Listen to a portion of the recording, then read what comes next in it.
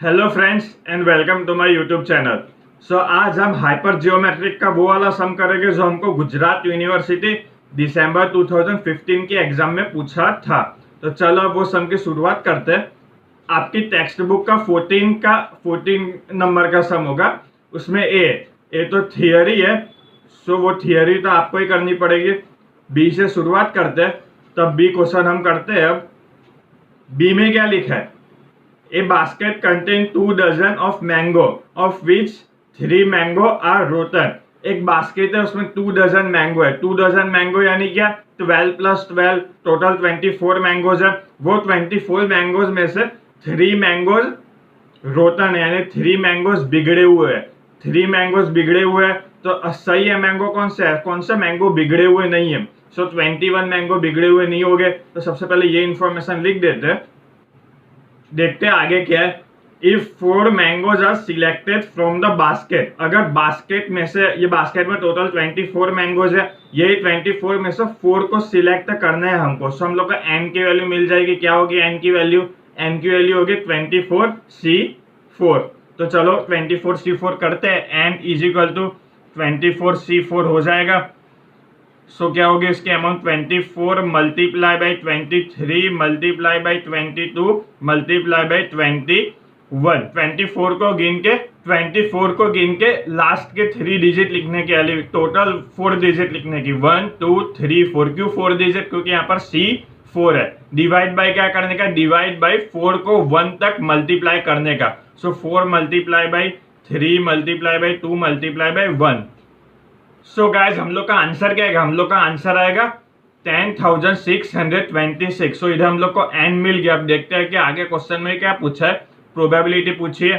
Find the probability of having at least 1 rotten mango. अपने को किसकी प्रोबेबिलिटी फाइंड करनी है? कम से कम, एटलीस्ट यानी कम से कम 1 रोटन मैंगोस तो होने चाहिए। यानी कम से कम 1 और ज्यादा से ज्यादा कितने? ज्यादा से ज्यादा 3। क्यों 3? क्योंकि 3 से ज्यादा तो है ही नहीं।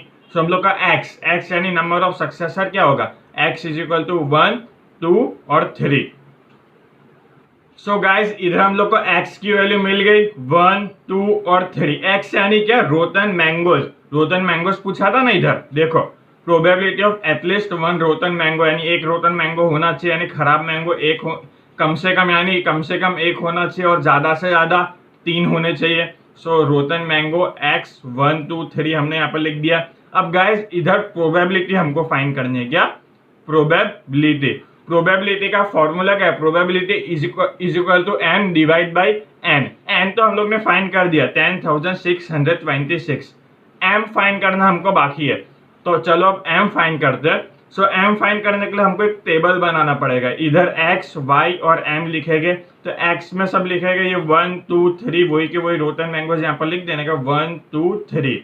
अब ध्यान से सुनना, जब हम 1 रोटन मैंगो सिलेक्ट करेंगे तो बाकी के 3 कौन से हो गए? 4 तो सिलेक्ट करना ही है। देखो इधर लिखा है ना 4 कंपलसरी सिलेक्ट करना ही है। तो उसमें से 1 रोटन मैंगो सिलेक्ट किया तो बाकी के 3 कौन से मैंगो हो गए? बाकी के 3 नॉन रोटन हो गए। सो यहाँ पर नॉन रोटन में y3 लिख दिया। अगर 2 रोटन मैंगो सिलेक्ट करेंगे तो बाकी के 2 कौन से हो गए? नॉन रोटन हो गए, क्योंकि हम लोग को 4 कंपलसरी सिलेक्ट करना ही है। उसके लिए 3 रोटन मैंगो सिलेक्ट करेंगे तो बाकी का एक कौन सा होगा? नॉन रोटन होगा। सो यहाँ पर 1 आ जाएगा। अब m फाइंड करते हैं। m कैसे फाइंड करने का? हम लोग को कितने मैंगो सिलेक्ट करने हैं? 1 करने हैं। रोटन मैंगोस कितने? रोटन कितने में से? 3 में से। सो 3 में से 1 करने हैं। सो यहाँ पर लिखने का 3C1। सेम टू सेम यहाँ पर 2 मैंगो सिलेक्ट करने हैं। कितने में से? 3C2 में से। 3 मैंगोज में से 2 मैंगो सिलेक्ट करने, टोटल 3 मैंगो से। सो यहाँ पर क्या लिखने का? 3C2 और सेम टू सेम नीचे टोटल 3 मैंगो सिलेक्ट करना है। सो क्या होगा? C3 और कितने में से? टोटल है कितने? 3 है। तो यहाँ पर 3C3 हो जाएगा। अब मल्टीप्लीकेशन करते हैं। मल्टीप्लीकेशन वैसे ही y का कर देते हैं। टोटल कितने मैंगो सिलेक्ट करने? 3। कितने में से? Non rotten. ये y नॉन रोटन है तो क्या होगा? 21C3 21C3। वैसे ही नीचे 21C2 और छेले 21C1। अब इधर हमको m मिल गया। तो चलो प्रोबेबिलिटी का फॉर्मूला लिखते हैं। Probability is equal to m divide by n। So guys probability का फॉर्मूला क्या होता है, m डिवाइड बाई n। यहाँ पर हम लोग ने m लिख दिया है, 3c1 multiply by 21c3, 3c2 multiply by 21c2, 3c3 multiply by 21c1, plus की निशानी आएगी बीच में, डिवाइड बाई 10,626। तो सेम ही है जो हम लोग का n है। तो अब आगे इसका आगे का सॉल्यूशन करते हैं। अब 3c1 का क्या होगा, आंसर 3 आएगा, मल्टीप्लाई बाई 21c3 का आंसर क्या आएगा, 1330। सो यहाँ पर 1330 लिख देंगे, डिवाइड बाई 10,626, तो वैसा ही रहने वाला है। वैसे ही 3c2 का आंसर 3 आएगा, मल्टीप्लाई बाई 21c2 का आंसर क्या आएगा गाइस, 21c2 का आंसर यानी 21 मल्टीप्लाई बाई 20 डिवाइड बाई 2, सो 210 आएगा। सो यहाँ पर 210 लिख देंगे, डिवाइड बाई 10,626 वही रहेगा, प्लस करके अब क्या करने का, 3c3 है, 3c3 का आंसर क्या आएगा, 3c3 का आंसर 1 होगा, 1 करके मल्टीप्लाई बाई 21c1 का आंसर तो 21 ही रहने वाला। सो 21 डिवाइड बाई 10,626। सो गाइज अब आगे ये तीनों का सॉल्यूशन करते हैं और देखते हैं कि आंसर क्या आता है। सो गाइज इधर हम लोग ने सॉल्यूशन सॉल्व कर दिया है। अब देखते हैं कि सॉल्यूशन कैसे सॉल्व हुआ है। 3 मल्टीप्लाई बाई 1330 क्या आया, 3,990। 3 मल्टीप्लाई बाई 210 क्या आया, 630 आया। 1 मल्टीप्लाई बाई 21 क्या आया, 21 आया। बीच में प्लस की साइन तो है ही, और डिवाइड बाई n यानी 10,626, तो सेम ही रहने वाला है 10,626। अब ये तीनों का हम प्लस करेंगे तो हम लोग का आंसर आएगा 4,641 डिवाइड बाई 10,626। सो हम लोग का ये आंसर आ गया, इज इक्वल टू ये हम लोग की प्रोबेबिलिटी आ गई, फाइनल प्रोबेबिलिटी 0.4368। सो हम लोग की गैस फाइनल प्रोबेबिलिटी आ गई, और आगे सब में और कुछ पूछा है नहीं। सो हम लोग का इधर बी वाला सम कंप्लीट हो गया। अब सी वाला सम देखते हैं उसमें क्या है। सो गाइज अब चलो ये सी वाला सम सॉल्व करते हैं अपने। सो इधर सी वाले सम में क्या पूछा है, see there are 40 student in a class, out of them 10 student are taking interest in a sports. So total 40 student है क्लास में से, उन 40 में से खाली 10% स्टूडेंट को स्पोर्ट्स में इंटरेस्ट है। यानी 40 का 10% क्या होगा, 40 मल्टीप्लाई बाई 10% यानी 4 होगा।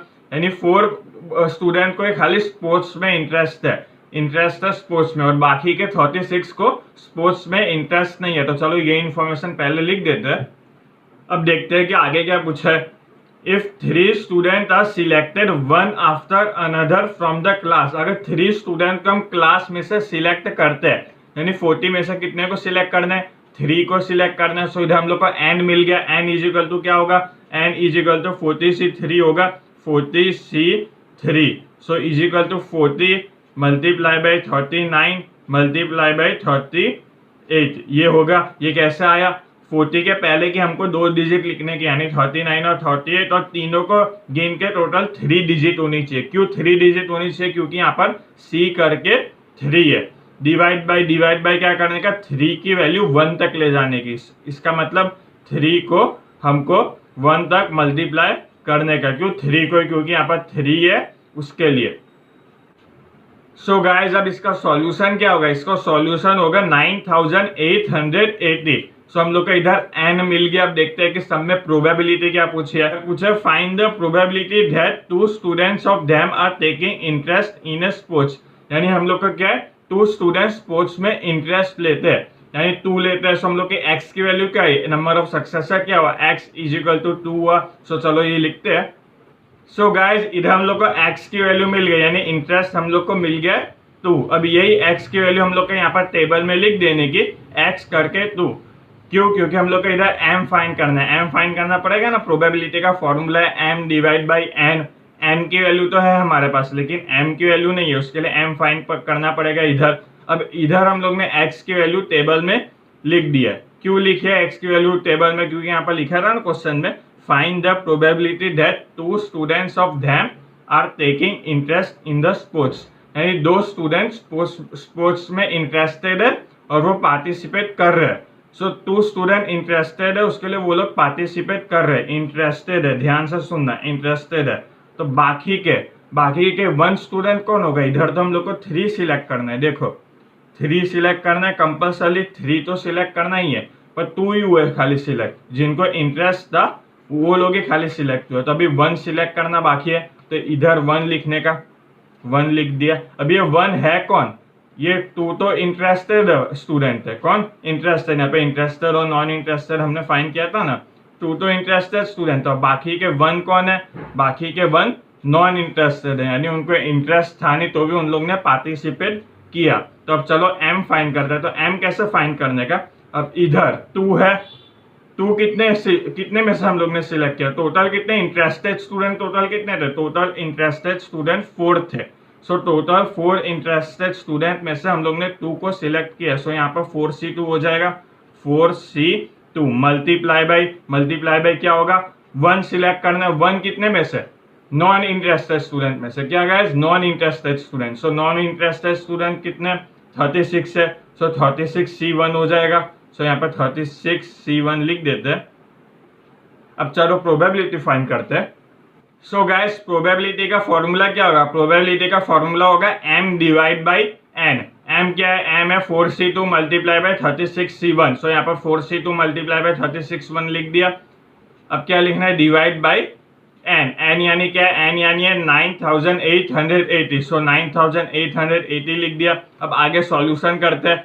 4c2 की वैल्यू क्या होगी, 4c2 यानी क्या, 4 मल्टीप्लाई बाई 3 डिवाइड बाई 2, यानी 4c2 की वैल्यू 6 होगी। सो यहाँ पर 6 लिख दिया। मल्टीप्लाई बाई 36c1 की वैल्यू तो 36 ही रहने वाले, डिवाइड बाई 9880 होगा। अब गाइस 6 मल्टीप्लाई बाई 36 की वैल्यू क्या होगी, 218 होगी, और 9880 का तो 9880 ही रहने वाला है। अब ये 218 डिवाइड बाई 9880 का आंसर क्या आएगा, इसका आंसर आएगा 0.0220। सो गाइस इधर हम लोग को प्रोबेबिलिटी मिल गई है। अब आगे देखते हैं कि सम में और क्या पूछा है। सो गाइस अब आगे पूछा है ऑल्सो फाइंड। अब आगे का तो शायद तक कट हो गया, सो प्रीवियस पेज में देखते हैं। इधर पूछा है also find the mean of student who has interested in the sports. हम लोग का इधर मीन फाइंड करना है। सो मीन भी फाइंड करते हैं, किसका मीन, जो लोग को इंटरेस्ट था स्पोर्ट्स में उसका। तो चलो मीन फाइंड कर देते हैं।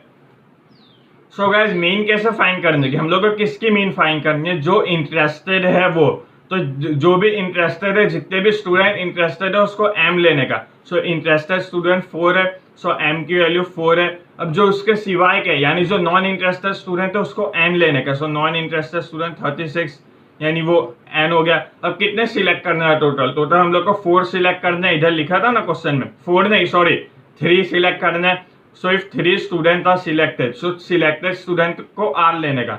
सो r इज इक्वल टू 3 हो गया। मीन का फॉर्मूला होगा mean is equal to m multiply by r divide by m plus n।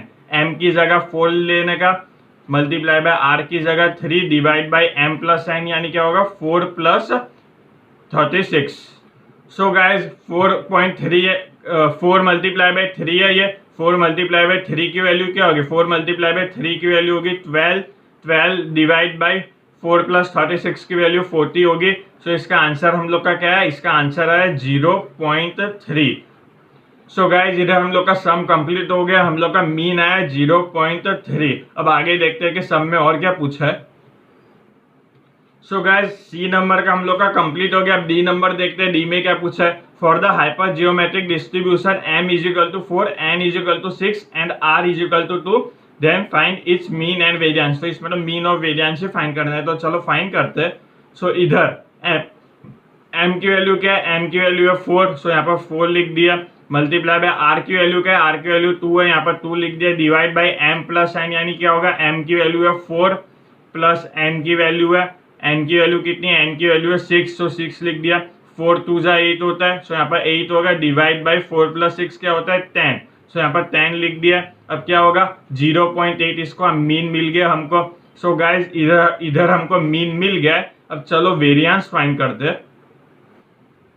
So guys अब चलो वेरिएंस फाइंड कर देते हैं। वेरिएंस कैसे फाइंड करेंगे, तो वेरिएंस का एक फॉर्मूला है, variance is equal to m multiply by n multiply by r in bracket m plus n minus r bracket close divide by m plus n का square in bracket m plus n minus 1 bracket close.